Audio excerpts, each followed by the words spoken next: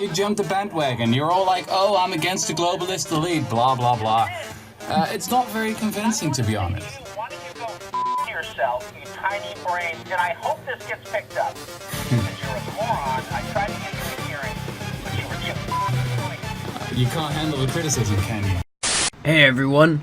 So as you all have seen in recent political trends, Bucker Carlson, the libtard stomper, did a honestly pretty grueling and remarkably unintelligent segment for his show, even by the status quo standards, in which he attempts to argue that fake Indian Elizabeth Warren's proposed economic policy plans would be beneficial for the United States population by generating more wealth for more people. Now, I can, and believe me, I will be going into more detail as to why Tucker is more wrong than Elizabeth Warren is white, but the reason I decided to make this video is, for the most part, not based around the conclusion of Tucker's argument, but the narrative he built and some of the supporting claims for his case. Because holy shit! The arguments in this segment range from being just worse than Tucker's regular brand of demagoguery and pseudo-intellectualism to being as cringe-inducingly cancerous as Elizabeth Warren isn't a real Indian. But without further ado, I think that we should start this. Tonight, let's begin with a thought experiment. What if the Republican leadership here in Washington had bothered to learn the lessons of the 2016 election? What if they'd cared enough to do that? What if they had understood and embraced the economic nationalism that was at the heart of Donald Trump's presidential campaign? Well, firstly, Donald Trump throughout his entire presidential campaign presented himself near exclusively as a free marketer who was going to repeal most of the federal government's regulations on the economy, with the exception of vaguely mentioning once in August of 2016 on the campaign trail, in typical political speak, that he'd consider having the US government create tariffs for Chinese imports during a rally in Tampa, Florida. In fact, Trump went so far as to allude to abolishing the Federal Reserve entirely. Of course, 3 years on, it's plainly obvious to everyone what should have been from the start, which is that as a politician, Donald Trump's interests are necessarily those of the government's, and the government's interests fundamentally run contrary to the abridgment of its influence over society due to how late the state is into its debt cycle, and simply how much spending is required for the government to sustain itself due to how much trade occurs and how many people are in the US, and that fractional reserve banking is required for any state to sustain itself this late in the aforementioned debt cycle. The point is, though, Donald Trump's economic proposals throughout his campaign were overwhelmingly centered around two major points.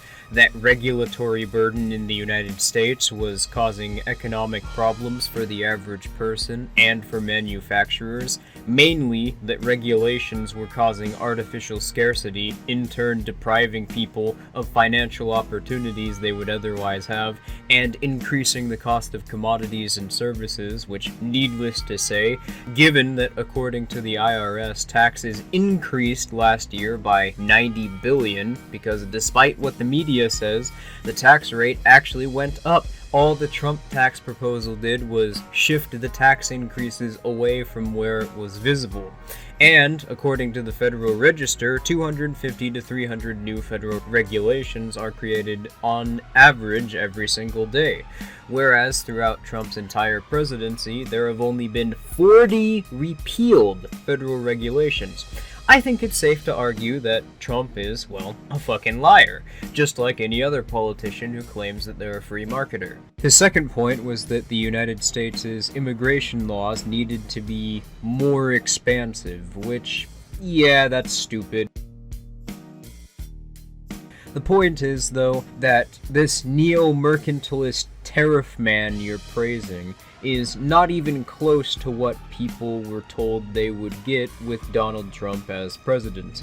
So if we were to take anything away from strictly polling ideological positions and the results of the 2016 election in terms of what's needed to fix society's ills, which, by the way, argumentum ad populum, that's not a valid line of reasoning, what polling shows is that people largely want a shift away from what they perceive to be the political status quo, and they want the government to stop suppressing their rights, specifically along with their ability to make a living by creating artificial scarcity through increasing the amount of regulations and spending in the economy, which is pretty much the exact opposite of what the state's interests are. And how Donald Trump advertised his presidency during the 2016 election. But miss me with that gay shit. I mean, we all know that all politicians have a universal set of interests since they're all operating and working for the exact same organization, so nothing I mentioned is news to any of the longtime viewers of this channel, you may be saying. And you'd be right. So let's talk about the more interesting subject Tucker just mentioned and what most of this segment is centered around, other than half of it being Tucker literally just reading and gushing over Elizabeth Warren's economic policies listed on her website verbatim, which is his so-called nationalist economics. Yeah. It's remarkable how close the state is to just coming outright and saying that its interests are to control as much of industry as is possible without taking too many resources out of the economy, though of course they never fully will, since doing so would reveal to the majority of the population that the state, in order to exist, must disincentivize production to where producers will stop being able to make revenue from trade due to less people producing and due to artificial scarcity, and this fundamentally being something which could never be changed for reasons previously noted. For those who haven't caught on yet, nationalist economics, as Tucker described it, is just an incredibly Orwellian euphemism for mercantilism, i.e. what is colloquially known as the model which feudalism was based on, which, to describe simply, was an economic theory arguing that the wealth in the world economy was static, and as a result that every nation should seek to accumulate the largest possible amount of that wealth by producing and exporting as many commodities and placing as many protectionist trade restrictions on imports as possible.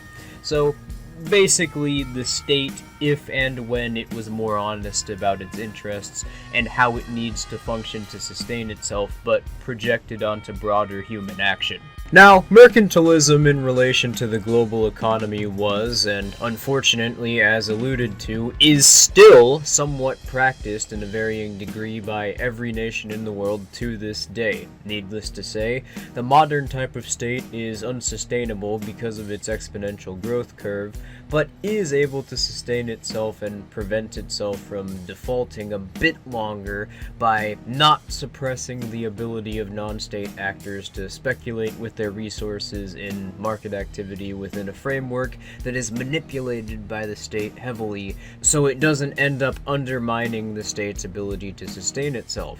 So it's pretty easy to see why an economic model which has an exponential growth curve like all states, but uses force to limit the amount of people who are able to produce and speculate to only one organization with a handful of state-picked actors operating it per industry, with the state directly suppressing all exchanges which occur with other nations unless the trade is more beneficial to the specific state in question, and are only able to utilize resources and produce commodities which the state directly approves of with no competition.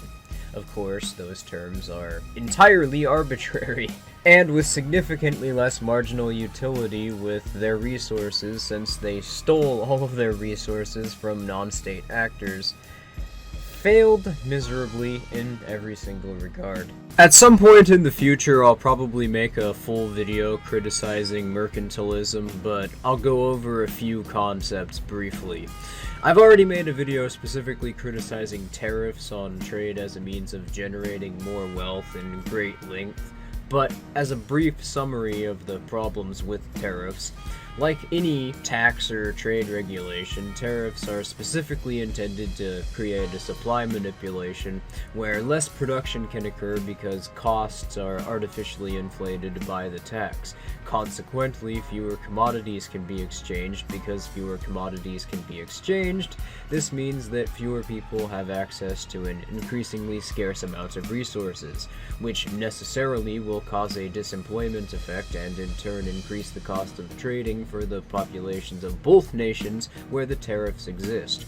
Then, of course, there's the faulty premise which mercantilism starts with in assuming that the economy is a zero-sum model of organizing.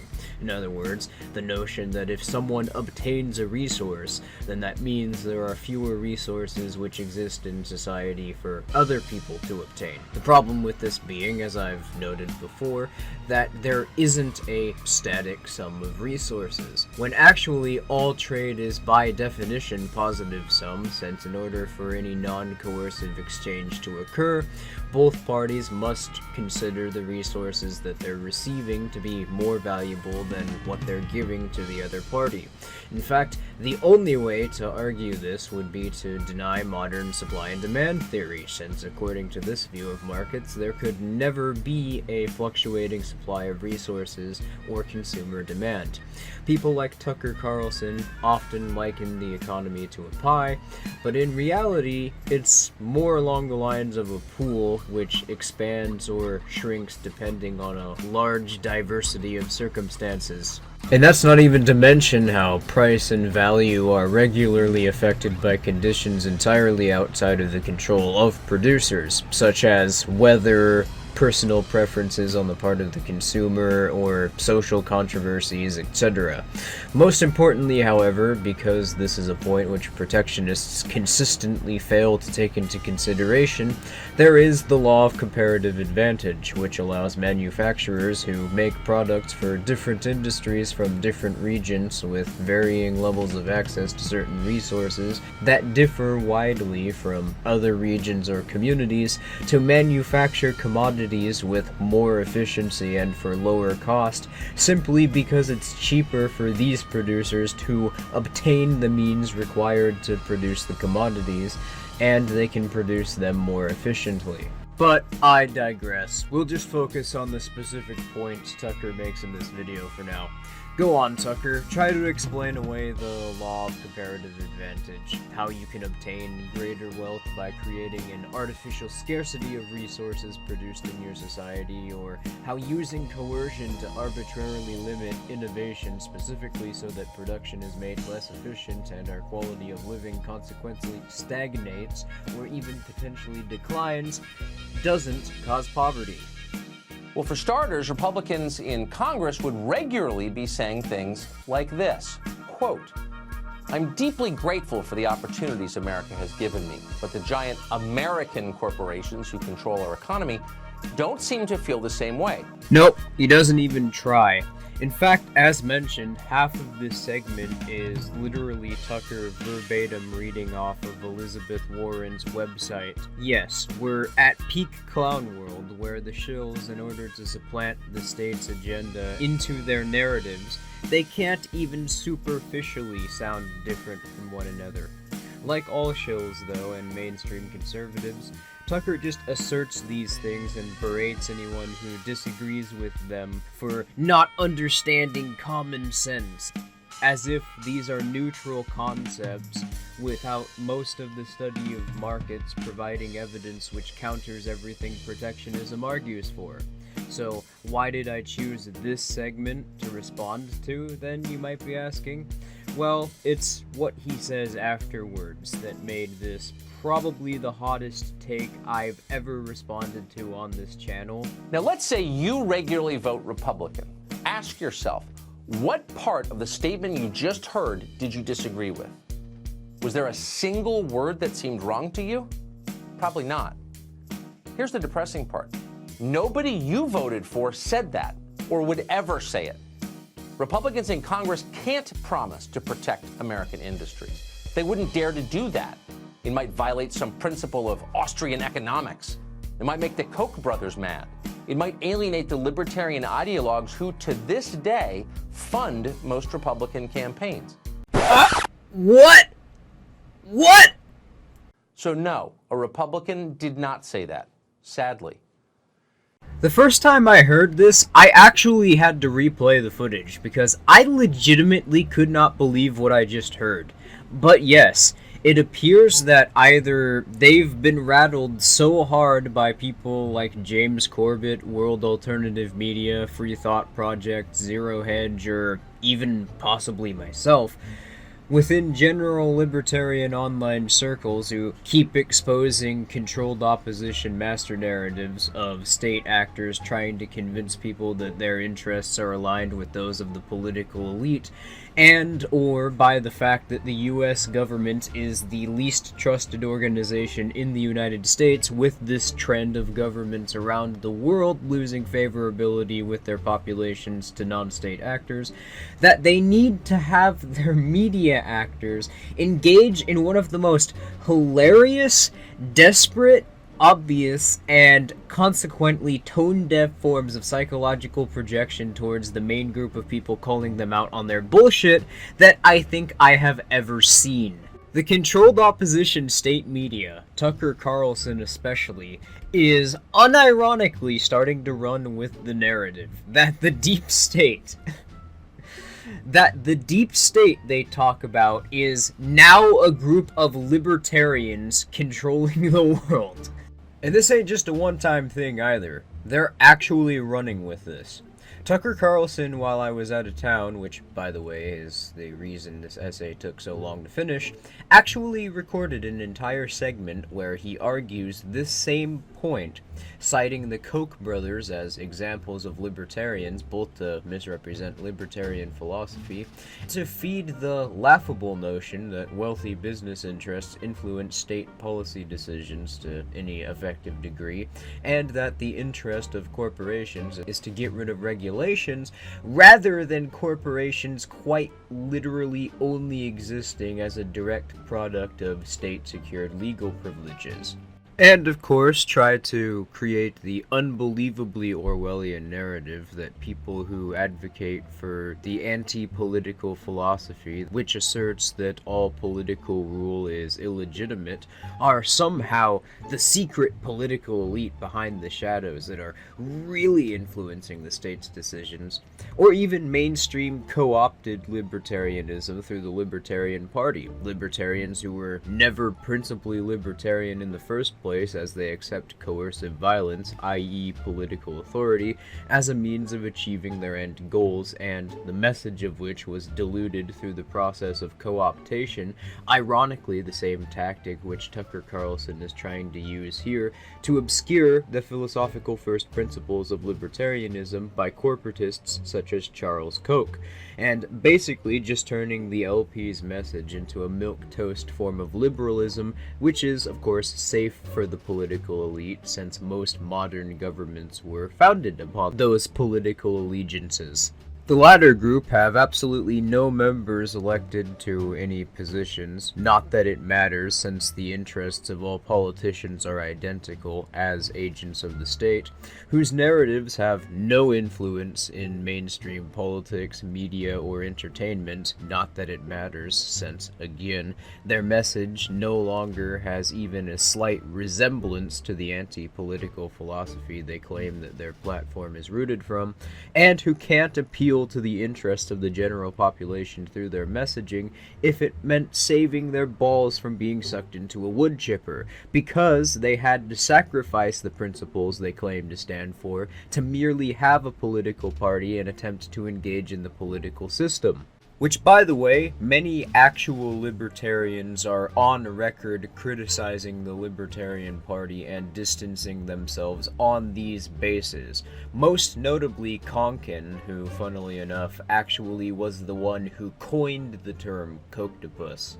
And then, of course, this information is ultimately part of the exact same master narrative pushed by media personalities that pretend to be skeptical of the political elite within the mainstream media, which is that anything the government does which is unethical or goes against the general interests of non-state actors isn't the result of politicians simply operating in the state's material interests in order to sustain it for the time being, which requires force, or the fact that the state is an inherently unaccountable monopoly on arbitration that you're forced to associate with. No, it's that everything which is wrong with the state is actually the fault of malicious deep state actors behind the scene who are corrupting this otherwise pristine institution that is supposed to function, in theory, in the greater good, because my government is supposed to represent my people. Which of course is complete nonsense and comes with its own problems, such as how this argument creates a performative contradiction by asserting that you can both be ruled over and have dominion over the organization which is exercising political rule over you. How this implies that there exists a contractual agreement which every person consented to that gives the government legitimacy in doing what it does, despite the fact that provably no such document exists, and that consensual agreements require both parties to actively affirm their agreement to the association, since it's impossible to prove a negative, which is why any other argument for implicit consent that isn't convenient for the state would be laughed out of any arbitration hearing that it's presented in. Or how social utility arguments, even in premise, don't stand up to scrutiny, since every individual has different social and material interests, some of which necessarily have to contradict one another in order for the state to legislate them as economic policies intended to benefit one or more of these groups. And because anything the government does is ultimately going to be in its own interests, which is provably disconnected and at the direct expense of non-state actors, the basis for all state action being coercive violence in the aims of achieving this goal, and with the fact that this organization is heavily centralized and necessarily inefficient as a result while requiring coercion to obtain its resources, this means that there is going to be a necessary disconnect between the stated goals of politicians for what the goals state action are intended to accomplish in the political and media narratives, and the inevitable conclusion of the state's actions and how non-state actors are actually affected by it. As a result, government action intended to create social utility as a concept is so fluid that anything could easily fall under this category. Consequently, because there's no consistently definitive set of characteristics for what social utility can be, there's no basis for what defines legislation that creates social utility. But I mean, this is state propaganda, so pretty much the only reason that arguments that perpetuate these narratives thrive is because the majority of the population were brainwashed into believing them as the foundation of civic structures in government education. Because as far as their merit is concerned, these social contract arguments are really fucking dumb and don't even come close to standing up to even basic scrutiny. I mean, do I even really need to dignify this argument from an intellectual standpoint with a response? Because this is so disingenuous and nonsensical that even the slightest bit of scrutiny would reveal that this narrative is even more stupid and wrong than most narratives constructed by state propagandists. This wasn't intended to be scrutinized, though. Now, there are different kinds of propaganda and propagandists. Tucker Carlson is what I like to refer to as a soundbite propagandist. He's someone who is mostly sold to a disillusioned audience he's appealing to, with the reaction and spin created by the media personalities whose reports are controlled and written by the state under the same narratives, but are advertised towards the population which isn't disillusioned with the state, by painting people like Tucker Carlson as anti-establishment or dangerous for the political elite, when in reality... You're about the most unordinary person I know. You're an elitist. You're an asshole. No. But see, I'm an out-of-the-closet elitist. I don't run around pretending to be a man of the people. I'm absolutely not a man of the people at all. You're his bitch. I'm 100% his bitch. Whatever Mr. Murdoch says, I do. I think there's kind of a deep phoniness at the center of his shtick, because it's sort of built on this perception that he is the character he plays. He is every man, this kind of, he's not right-wing, he's a populist, fighting for you against the powers that be. And that's great as a shtick, but I'm just saying the moment that it's revealed not to be true, it's over, right? Because the whole thing is predicated on the fact that he is who he says he is, and just nobody is that person, especially not someone who makes $1 million, or many millions a year. The state creates personalities like Tucker, who superficially criticize personalities and organizations also created by the state, which advertise themselves to people that don't perceive themselves as being disadvantaged by the current political order, and what they promote in order to appeal and trick the disillusioned people seeking alternatives into thinking that the information which he presents isn't connected to the same political establishment that the former category promotes, but then subtly tricking them into thinking that their interests are aligned with the interests of the political elite, and then in turn convincing them that the current political order is in their interest so that they stop dissenting. And people like Tucker do this by tricking people into accepting the same narrative structures promoted by the former category of personalities, by presenting information which appears to be different from a cursory glance, but ends up promoting the same agendas and tries to lead people to the same conclusions as the other state-controlled media personalities. And I can't think of a better fucking example of this than this segment where he almost verbatim promotes literally the exact same economic ideas espoused by the likes of Rachel Maddow or Brian Stelter, using nearly identical rhetoric as well, and of course, like always, coming to the exact same conclusions of all of these other media personalities and outlets, proposing the exact same narrative structure that every single state show does, which is the state's necessary, the state functions in your interests, the state is good, and if the state doesn't function in your interest for any reason, or is exposed to doing something wrong, it's not the state's fault, it's the fault of some outside corrupting influence, which surely has absolutely nothing to do with what's required for the state to function, or any other state program which is currently influencing society. Like, this is so blatant that it almost makes me wonder if the scriptwriters who wrote this actually intended for this to be read by someone like Tom Hartman and accidentally sent it to Fox News for them to give it to Tucker Carlson. Anyway, that's all for today's video. If you liked it, please comment, rate, and subscribe, and remember to watch out for shills in the media.